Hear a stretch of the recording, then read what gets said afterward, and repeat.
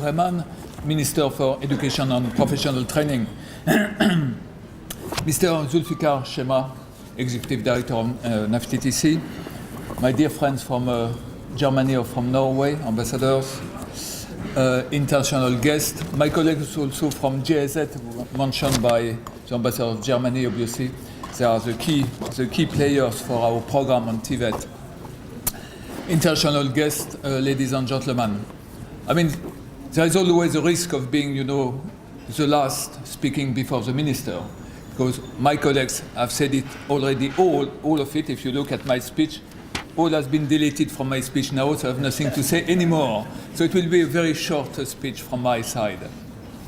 Maybe I would like just to highlight a couple of issues. First of all, as my colleague said before, to congratulate the government of Pakistan, but especially also NAFTTC, you, Dr.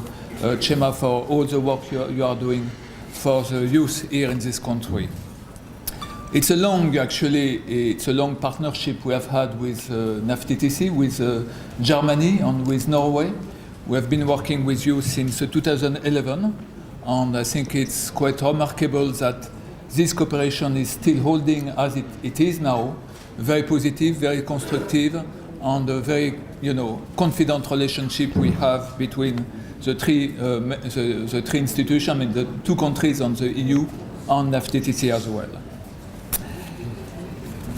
I'm not going to repeat, as I said, what my colleagues have been doing, maybe just to highlight a couple of issues.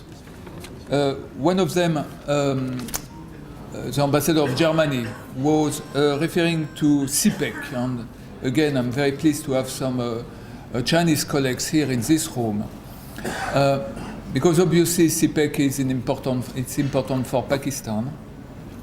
But if I look, I'm traveling as my colleagues quite a lot in provinces, and when I am asking, provincial authorities or TEFTA also at provincial level, what is their views on the CPEC, and how do they factor in, this game changer that CPEC is for Pakistan into their vision of Tibet in their province? I can feel that it's maybe not at a stage that it is really mature yet. And I think it's really important to make sure that all the Tibet Institute, TEFTA at provincial level, take that into account, to make sure that where all these programs, all these projects will be rolled out under the CPEC umbrella, then skilled kids and youth people will be ready to come to the Chinese company and to be employed by Chinese company. So I think there is still a work to do there. I would like to link to a certain extent also to the economic side, obviously, because Tibet is all about economic development and the skill development of youth population in Pakistan. I would like to mention something that we are providing as European Union and the EU member states of the European Union, which is a GSP+.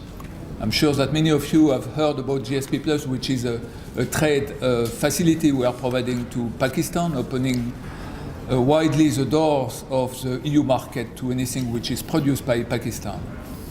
But same thing, if Pakistan really want to take the full advantage of GSP+, you need to have the proper skilled youth population to develop your industry. For the time being, the industry in Pakistan is taking advantage of GSP+ in the main sectors, which is the usual export sector of Pakistan: textile, footwear, leather, all the sectors you know better than me. But I don't see for the time being how the industry is trying to develop new avenues under GSP+. And I think it's a missed opportunity for Pakistan.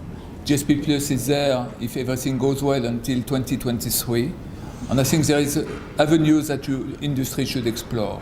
And then obviously, if the industry explore new avenues, the industry also should make sure that they will find the right skills among the young population to develop this new avenue. So I would like also to encourage, and maybe it's something we can discuss with Dr. Shema, to see how, working with the industry, we can take a better advantage of GSP+, and develop the right skills for GSP+.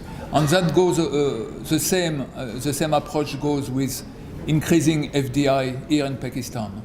If you want to attract more investors to your country, to Pakistan, you need also to make sure that the foreign investors will be reassured that they will find enough people with the right skills to develop their industry in your country. So I think there is really a need to work that. Martin, the German ambassador, was talking about demand-driven skill development. There is no doubt it's what it is about. Our support now with Germany and with Norway is about that.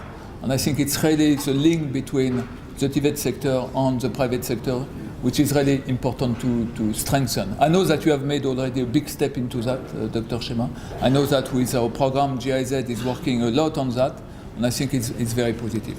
My last point is, I understand that in this country there will be soon election, general election.